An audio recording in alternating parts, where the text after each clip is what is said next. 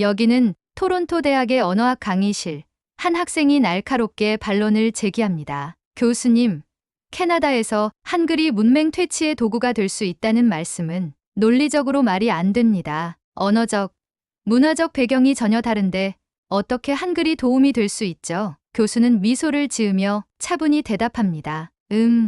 캐나다 같은 선진국에서 성인 문맹률이 9%에 달한다는 사실은 한글을 쓰는 한국에서는 상상조차 하기 어렵습니다. 그렇다면 문제의 해답은 바로 여기에 있습니다. 한글이야말로 문맹 퇴치의 열쇠가 될 수 있습니다. 순식간에 강의실이 술렁이고 학생들은 서로 의견을 나누며 논쟁이 뜨거워집니다. 교수는 여유롭게 한 장의 그래프를 화면에 띄우며 한글이 어떻게 문자 교육의 혁신적인 도구가 될 수 있는지 설명하기 시작하는데요. 전혀 관련이 없을 것 같은 캐나다의 문맹률과 한글, 그리고 언어학자들을 깜짝 놀라게 한 한글의 과학적 원리와 그 경이로운 교육 효과.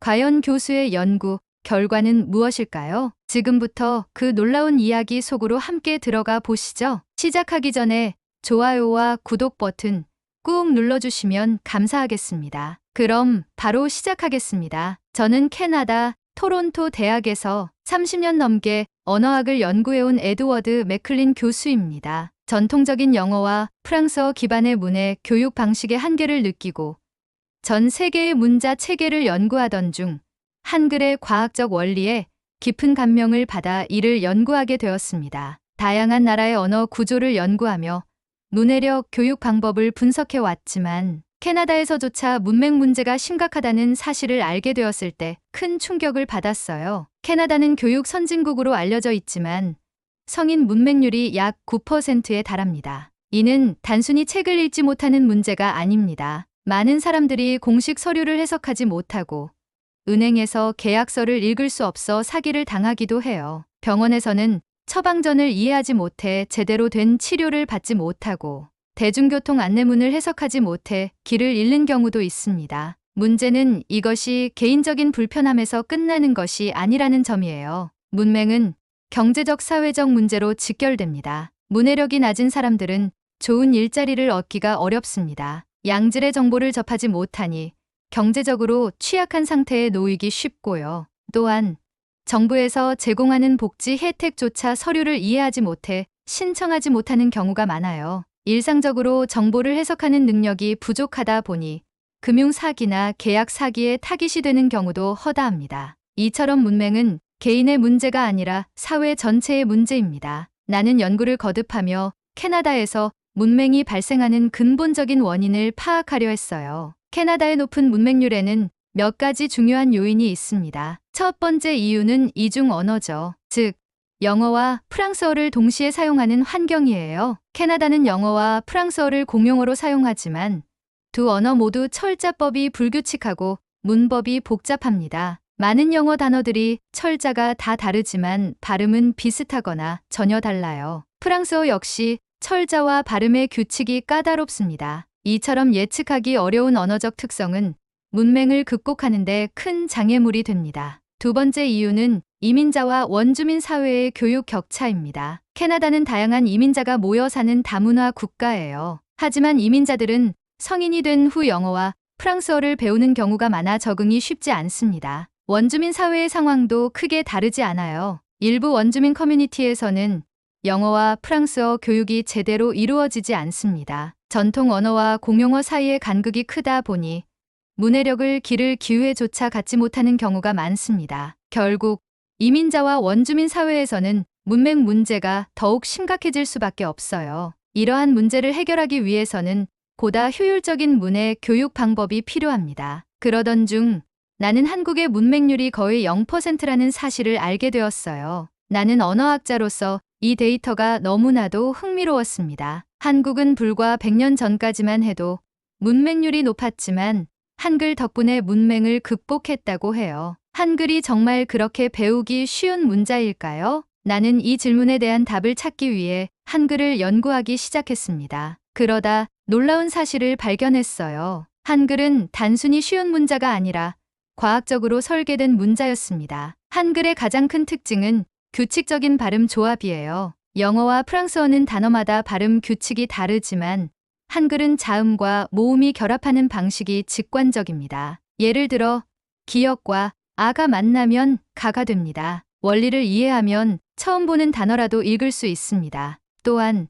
한글은 표음 문자이면서도 논리적인 구조를 가지고 있어요. 초성, 중성, 종성이 조합되는 방식이 체계적으로 정리되어 있어 학습이 빠릅니다. 무엇보다 중요한 것은 한글이 문맹자를 위한 문자로 활용되었다는 점이에요. 실제로 베트남, 인도네시아, 부탄 등 여러 나라에서 한글을 활용한 문맹, 퇴치 프로젝트가 진행된 사례가 있습니다. 한글이 단순한 한국의 문자가 아니라 문해력 향상을 위한 도구가 될 수 있다는 뜻이에요. 그렇다면 한글을 캐나다의 문맹 해결책으로 활용할 수 있을까요? 나는 한글이 문맹 퇴치에 효과적인지 검증하기 위해 직접 실험을 진행하기로 했습니다. 하지만 캐나다에서 한글을 문해력 교육 도구로 활용한다는 개념은 다소 생소한 것이었어요. 주변 동료 교수들과 연구원들에게 이 아이디어를 설명했을 때 대부분은 회의적인 반응을 보였습니다. 한글이 체계적이고 배우기 쉬운 건 알겠지만 과연 영어와 프랑스어를 모국어로 사용하는 사람들에게도 효과적일까요? 캐나다에서 문맹 퇴치 실험을 하려면 정부 지원이 필요할 텐데 과연 교육부가 관심을 가질까요? 이러한 의문과 우려에도 불구하고 나는 한글이 단순히 한국어를 배우는 도구가 아니라 문자를 익히는 기본적인 사고, 능력을 키울 수 있는 도구라고 확신했습니다. 한글은 기존의 알파벳 문자보다 훨씬 체계적이고 직관적이어서 문해력이 부족한 성인들도 빠르게 익힐 수 있을 것이라고 믿었어요. 결국 몇몇 연구원들이 내 실험에 흥미를 보였고 캐나다 내 한국문화원의 협조를 받아 성인 문맹자들을 대상으로 한 작은 파일럿 프로그램을 운영해 보기로 했습니다. 하지만 첫 번째 난관은 참가자를 모집하는 것이었어요. 문해력이 부족한 성인들은 학습에 대한 두려움이 크고 이전에도 여러 차례 교육을 시도했다가 실패한 경험이 있는 경우가 많았습니다. 그들에게 한글을 가르쳐 보겠다고 했을 때 대부분은 반신반의하는 반응을 보였어요. 왜 한국어를 배워야 하죠? 영어도 어려운데요. 한글이 그렇게 쉽다면 왜 우리는 몰랐던 거죠? 나는 참가자들에게 한글이 얼마나 단순한 규칙으로 구성되어 있는지를 보여주기 위해 즉석에서 작은 시범을 보였습니다. 화이트보드에 아, 어, 오, 우 같은 기본 모음을 써놓고 자음, 기역을 조합해 소리를 내는 법을 설명했어요. 한글은 한 글자가 하나의 소리를 나타냅니다. 예를 들어 기역과 아를 합치면 가, 기역과 어를 합치면 거가 되는 겁니다. 이렇게 기본 원리만 알면 모든 글자를 쉽게 읽을 수 있습니다. 기존의 영어와 프랑스어 철자법은 익숙해지는데 오랜 시간이 걸렸지만 한글은 몇 가지 원칙만 이해하면 바로 단어를 읽을 수 있었습니다. 참가자들은 흥미를 느끼기 시작했고 결국 10명의 참가자로 구성된 작은 그룹이 형성되었어요. 나는 학습자들이 부담을 느끼지 않도록 아주 기초적인 내용부터 천천히 가르치기로 했습니다. 수업 첫날 참가자들은 기역, 니은, 디귿 같은 기본 자음을 배우고 다음 날에는 아, 어, 오 같은 모음을 배웠어요. 그리고 며칠 뒤부터는 자음과 모음을 조합해 간단한 단어를 만들어 읽을 수 있었습니다. 이게 이렇게 쉬운 거였나요? 나는 평생 철자를 외우는 게 너무 어려웠는데 이렇게 규칙이 있는 문자라면 배울 수 있을 것 같아요. 처음으로 문자를 읽을 수 있게 된 참가자들은 점점 자신감을 가지기 시작했어요. 가장 흥미로운 점은 한글을 배우면서 영어와 프랑스어의 철자 규칙을 이해하는 능력도 함께 향상된다는 것이었습니다. 예를 들어 한글의 자음과 모음을 조합하는 방식을 이해한 학습자들은 영어에서도 철자와 발음의 관계를 더욱 논리적으로 접근하는 모습을 보였어요. 시간이 지나면서 참가자들은 점점 더 적극적으로 변해갔습니다. 기존의 문해 교육 프로그램에서 좌절을 경험했던 사람들도 한글 학습 과정에서는 눈에 띄는 진전을 보였어요. 한글의 단순하고 체계적인 구조가 문자를 배우는 것 자체에 대한 두려움을 줄여주었기 때문입니다. 한 참가자는 이렇게 말했습니다. 나는 학교에서 영어를 배울 때 선생님이 철자와 발음이 항상 다를 수 있다고 했어요. 그래서 읽기가 너무 어려웠죠. 하지만 한글을 배우면서 소리와 문자가 일정한 규칙을 따른다는 걸 깨달았어요. 그러다 보니 영어를 읽을 때도 규칙을 찾으려는 습관이 생겼고 이제는 영어 단어도 조금씩 읽을 수 있을 것 같아요. 하지만 실험이 순조롭게 진행되던 어느 날, 우리는 예기치 못한 장애물을 마주하게 되었어요. 교육부의 한 관계자가 실험을 방문하더니 한글을 활용한 문맹 교육이 캐나다에서 적절한 방식인지 검토해야 한다고 말했습니다. 그는 새로운 교육 방식이 캐나다 정부의 공교육 시스템과 충돌할 수 있으며 실험의 결과가 명확하지 않다면 추가 연구가 필요할 수도 있다고 설명했어요. 나는 한글을 이용한 문해력 교육이 기존의 영어 프랑스어 교육을 대체하는 것이 아니라 보완하는 역할을 한다는 점을 강조했습니다. 한글을 통해 문자의 구조를 이해하면 영어와 프랑스어, 철자법도 더 쉽게 익힐 수 있다는 점을 보여주기 위해 학습자들의 성과를 기록한 자료를 제출했어요. 다행히 교육부는 실험의 진행을 막지는 않았지만 추가적인 데이터를 요구하며 신중한 태도를 보였습니다. 나는 더 많은 참가자들을 대상으로 실험을 확대하고 보다 정량적인 데이터를 수집하기 위해 연구팀을 구성했어요. 몇 주 후 참가자 중 한 명이 내게 찾아와 자신의 이야기를 들려주었습니다. 교수님, 저 지난주에 처음으로 레스토랑 메뉴판을 직접 읽어봤어요. 예전에는 항상 친구들이 읽어주는 걸 듣기만 했는데 이제는 간단한 단어들은 직접 읽을 수 있게 됐어요. 그 말 한마디가 내 연구에 대한 확신을 더욱 굳혀주었습니다. 문맹은 단순히 글자를 모르는 것이 아니라 자신감을 잃게 만드는 문제였어요. 한글을 통해 문자를 읽을 수 있다는 경험을 쌓아가면서 참가자들은 점점 더 학습에 대한 두려움을 극복하고 있었습니다. 하지만 여전히 넘어야 할 장애물들이 많았어요. 교육부의 반응은 여전히 신중했고 실험의 지속성을 확보하려면 보다 객관적인 데이터를 확보해야 했습니다. 또한 한글이 캐나다에서 실제 교육 도구로 자리 잡으려면 더욱 확실한 검증이 필요했어요. 나는 더욱 체계적인 연구를 위해 다음 단계를 준비하기로 했습니다. 과연 한글을 이용한 문맹 퇴치 실험은 성공할 수 있을까요? 실험이 진행될수록 참가자들의 변화는 더욱 뚜렷해졌습니다. 처음에는 단순한 글자 조합을 배우는 수준이었지만 이제는 짧은 문장을 읽고 의미를 이해하려는 시도를 하기 시작했어요. 한 참가자는 슈퍼마켓 전단지를 가져와서 직접 읽어보려 했고 또 다른 참가자는 버스 정류장에서 노선표를 해석하려고 노력했어요. 그들의 눈빛에는 확신과 자신감이 서서히 자리 잡고 있었습니다. 하지만 이 과정에서 뜻밖의 문제가 발생했습니다. 실험 초반에는 한글의 규칙적인 구조 덕분에 참가자들이 빠르게 학습했지만 시간이 지나면서 영어와 프랑스어의 철자법과 한글의 차이 때문에 혼란을 느끼기 시작한 것입니다. 한글은 이렇게 규칙적인데 왜 영어는 그렇지 않죠? 저는 이제 영어 철자를 보면 더 헷갈려요. 한글처럼 소리나는 대로 쓰면 안 될까요? 이런 반응은 나에게도 예상하지 못했던 도전이었어요. 한글의 직관적인 구조를 학습하면서 참가자들은 오히려 영어와 프랑스어의 불규칙성을 더욱 의식하게 되었고 이것이 학습의 새로운 장벽으로 작용하기 시작했습니다. 한글을 배우면서 문자의 원리를 이해하게 된 것은 긍정적인 변화였지만 기존 언어에 대한 혼란을 해결하는 것이 새로운 과제가 되었어요. 그렇다면 어떻게 해야 참가자들이 이 문제를 극복할 수 있을까요?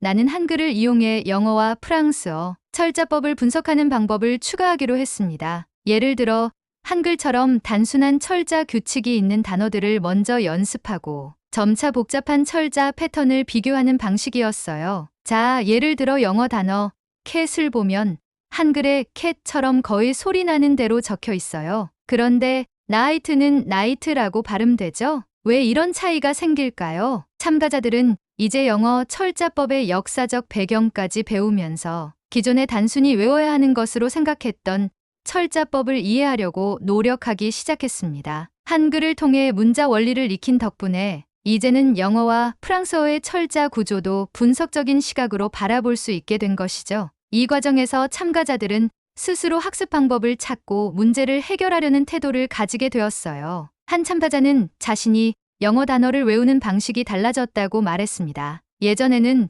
무조건 단어를 통째로 외워야 한다고 생각했어요. 그런데 이제는 한글처럼 음절 단위로 쪼개서 보면 좀 더 쉽게 기억할 수 있어요. 나는 이 변화를 보면서 한글이 단순한 보조 학습 도구가 아니라 문해력 자체를 향상시키는 중요한 열쇠가 될 수 있다고 확신했어요. 참가자들은 한글을 통해 문자 학습법 자체를 익히게 되었고, 이것이 영어와 프랑스어 학습에도 긍정적인 영향을 미치고 있었습니다. 하지만 이 실험이 교육계에서 공식적으로 인정받기 위해서는 더욱 객관적인 데이터가 필요했어요. 교육부는 여전히 신중한 태도를 유지하고 있었고, 일부 관계자들은 이 실험이 단순한 언어학적 흥미에서 끝날 가능성이 있다고 지적했어요. 나는 참가자들의 실질적인 변화와 학습 성과를 보다 명확히 보여줄 필요가 있다고 판단했습니다. 그래서 실험 데이터를 보다 체계적으로 정리하고 참가자들의 학습 과정을 정량적으로 분석하기 시작했어요. 실험을 시작한 지 3개월이 지나자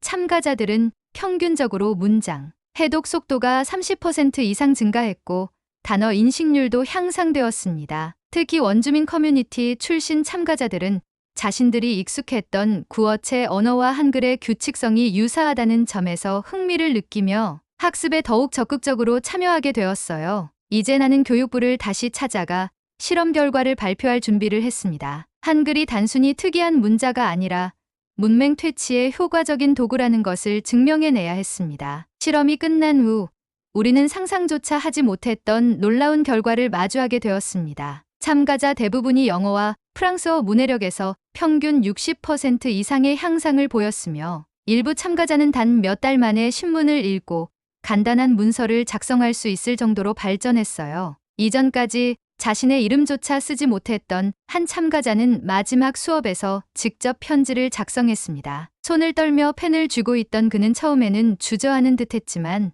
천천히 글씨를 써 내려갔어요. 몇 분 후 그는 감격에 찬 목소리로 말했습니다. 나는 내 인생에서 한 번도 글을 써본 적이 없어요. 그런데 지금 내 손으로 글을 쓰고 있어요. 이게 꿈이 아니면 뭐죠? 그 순간 교실 안은 감동으로 가득 찼습니다. 참가자들은 서로를 껴안으며 기쁨을 나눴고 몇몇은 눈물을 흘리기도 했어요. 그동안 많은 문해 교육 프로그램이 진행되었지만 이렇게 짧은 기간 안에 극적인 변화를 만들어낸 사례는 없었습니다. 우리는 연구 결과를 교육부와 학계에 보고했고 그 반응은 충격적이었어요. 이것이 가능하다고요?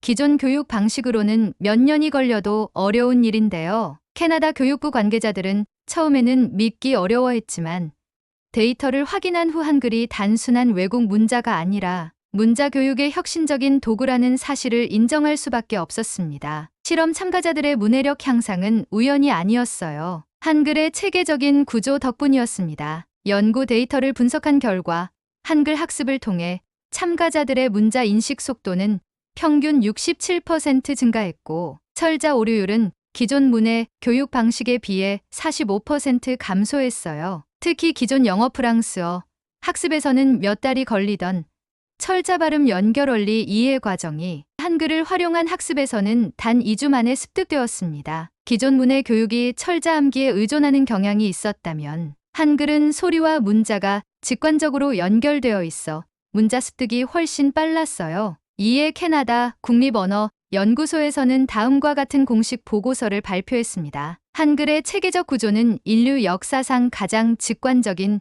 문자 체계일 가능성이 높다. 이 보고서는 한글이 단순한 한국의 문자가 아니라 문자 교육 방식 자체를 혁신할 가능성이 있다는 점을 시사했습니다. 이 연구 결과는 학계에서 폭발적인 반응을 불러일으켰어요. 세계적인 언어학자들과 교육 전문가들은 한글의 교육적 가치를 분석하기 시작했습니다. 기존의 알파벳 기반 문해 교육과 비교했을 때 한글의 규칙성이 초보 학습자들에게 가장 효율적인 문자 습득 방법이 될 수 있다는 것이 밝혀졌어요. 이번 연구 결과는 캐나다뿐만 아니라 국제사회에서도 주목받기 시작했습니다. 유네스코는 한글이 문맹 퇴치에 기여한 점을 공식적으로 인정하고 세종대왕 문해상을 운영하고 있었지만 이번 연구를 통해 한글이 특정 국가의 문자 교육을 넘어 전 세계 문맹 퇴치의 해결책이 될 가능성이 있다는 점을 다시 한번 확인했어요. 이에 유네스코는 한글을 활용한 문해 교육 프로그램을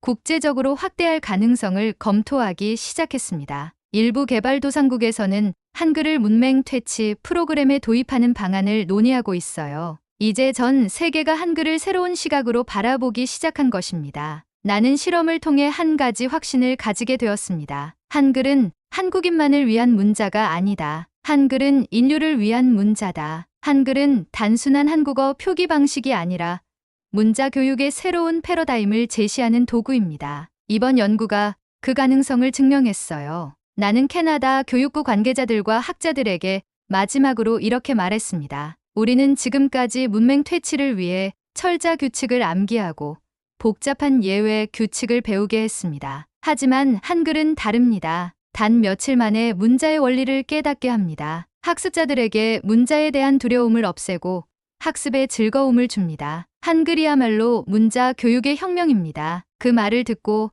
몇몇 관계자들은 깊은 생각에 잠겼어요. 분명한 것은 이제 세계가 한글을 바라보는 시선이 달라졌다는 점이었습니다. 이제 질문은 하나입니다. 한글이 캐나다의 문맹 문제를 해결할 수 있다면 과연 다른 나라에서도 가능하지 않을까요? 우리는 지금 문자 교육의 새로운 가능성을 눈앞에 두고 있습니다. 한글은 그저 서구권에 흔히 존재하는 평범한 문자가 아닙니다. 지식의 장벽을 허물고 누구에게나 배움의 기회를 주는 혁신적인 도구라는 점이 이번 제 연구의 최종 결과입니다. 600년 전 초능력에 가까운 설계로 탄생한 한글이 캐나다에서 획기적인 문맹 퇴치의 도구로 쓰인다는 것은 단순한 실험이 아니라 전 세계 문맹 퇴치의 새로운 길을 여는 시작점이 될 것이라는 것을 저는 모두에게 알릴 것입니다. 문자는 어렵다는 서구 사회의 편견을 깨부순 한글. 이제는 세계가 받아들이고 배울 차례입니다. 오늘 이야기는 여기까지입니다. 우리가 매일 아무렇지 않게 사용하는 한글이 세계 여러 나라에서는 이렇게 혁신적이고 경이로운 문자로 다가간다는 사실을 떠올리며 다시 한번 세종대왕님의 해안과 천재성에 깊은 감사를 느끼게 되는 시간이었습니다. 한글은 단순한 문자가 아니라 배움의 문턱을 낮추고 누구나 지식을 가질 수 있도록 돕는 인류의 결정체입니다. 캐나다에서 한글이 문맹을 극복하는 열쇠가 되어가는 모습을 보면서 어쩌면 우리 민족의 정체성과 같은 한글이 더 넓은 세상에서도 새로운 희망이 될 수 있지 않을까요? 여러분의 생각은 어떠신가요? 댓글로 의견을 나눠주시고 더 많은 사람들이 한글의 가치를 알 수 있도록 좋아요와 구독, 알림 설정도 부탁드립니다. 끝까지 함께 해주셔서 감사합니다.